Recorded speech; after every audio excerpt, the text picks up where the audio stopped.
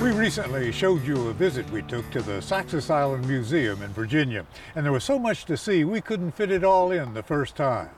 The Saxis Island Museum serves to remind visitors of the area's rich maritime history, and it recently moved into its new home in a beautifully refurbished historic building, the old Crockett Store. For such a small package, the museum has a lot to see, so we're back once again with our friend M.K. Miles, who's showing us how former Saxis residents worked the water in days gone by. So by 1880, they're all oystermen, and all the way up through the Depression, oystering is the primary lifestyle here. So we had a steamboat wharf from 1903 until the early 30s. And the steamer was going from Norfolk to Baltimore back and forth, and it stopped here in both directions. So then they could load oysters onto the steamboat again. So that was another boom to the oyster business, another way of getting oysters out of Saxis. So by 1920, there's 620 people on the island. We have 12 general stores, one room each. We have a silent movie theater.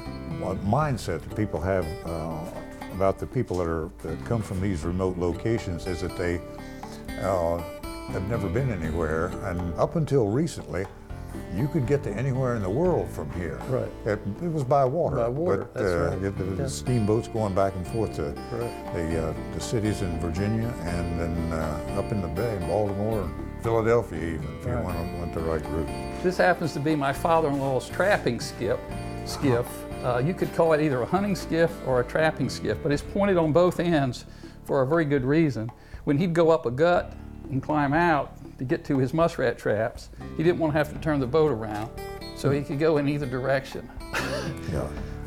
What kind of wood's this made from? It's just made of local pine and yellow pine, and if you look at the floorboards, you see those huge cracks in it. Yes.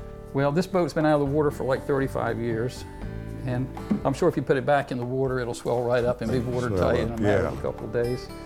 We have another unique item in here that I like to show to the children. And I go, do you know what this is? And they look at it and they go, this is a branding iron.